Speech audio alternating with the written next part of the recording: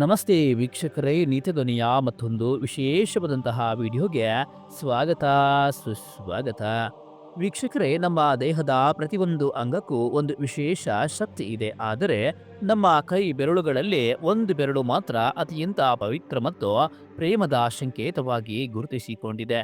ಅದೇ ಅನಾಮಿಕ ಬೆರಳು ಅಥವಾ ನಾವು ಕರೆಯುವ ಉಂಗುರದ ಬೆರಳು.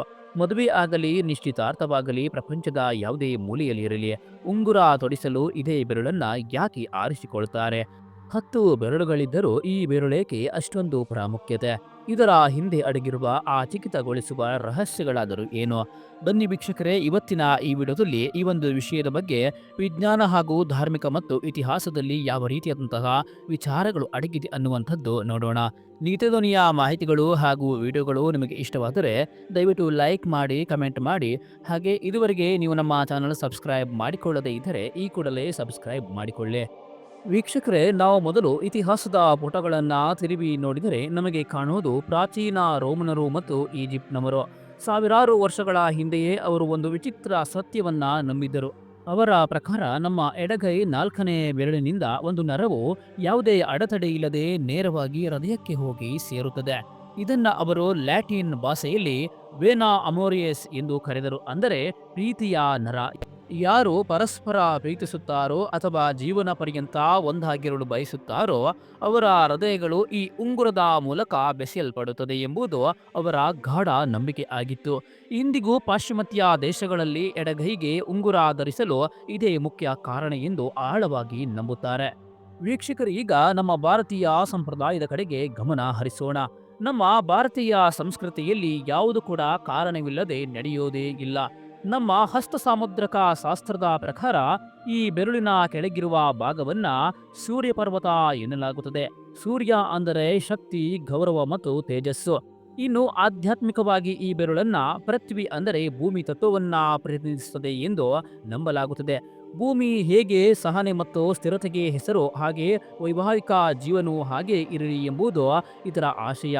ಅದಕ್ಕಾಗಿಯೇ ಪವಿತ್ರ ಕಾರ್ಯಗಳಲ್ಲಿ ಈ ಬೆರಳಿಗೆ ಹೆಚ್ಚಿನ ಪ್ರಶಂಸೆ ನೀಡಲಾಗಿದೆ.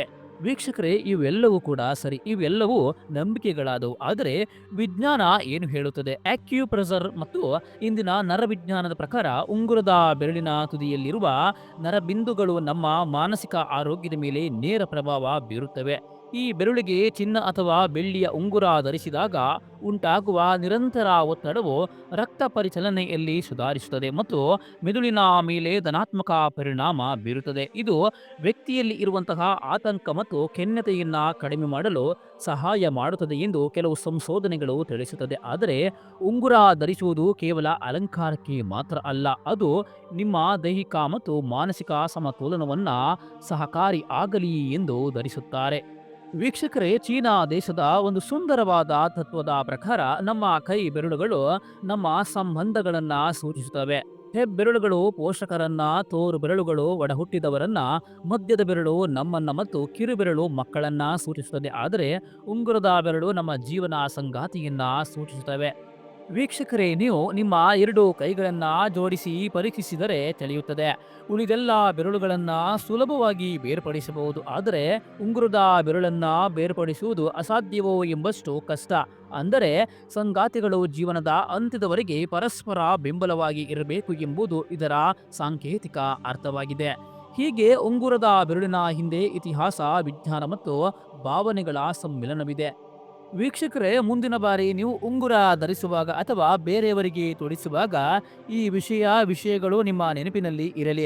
ಈ ಮಾಹಿತಿ ನಿಮಗೆ ಇಷ್ಟವಾದರೆ ನಮ್ಮ ವಿಡಿಯೋವನ್ನು ದಯವಿಟ್ಟು ಲೈಕ್ ಮಾಡಿ, ಕಮೆಂಟ್ ಮಾಡಿ. ಹಾಗೆ ಇದುವರೆಗೆ ನೀವು ನಮ್ಮ ಚಾನಲ್ ಸಬ್ಸ್ಕ್ರೈಬ್ ಮಾಡಿಕೊಳ್ಳದಿದ್ದರೆ ಈ ಕೂಡಲೇ ಸಬ್ಸ್ಕ್ರೈಬ್ ಮಾಡಿಕೊಳ್ಳಿ. ಹಾಗೆ ಈ ವಿಡಿಯೋವನ್ನು ಇನ್ನು ಹೆಚ್ಚು ಜನರಿಗೆ ಶೇರ್ ಮಾಡುವ ಮುಖಾಂತರ ನೀತಿಧ್ವನಿ ತಂಡಕ್ಕೆ ಸಪೋರ್ಟ್ ಮಾಡಿ. ಧನ್ಯವಾದಗಳು. ಜೈ ಶ್ರೀರಾಮ್.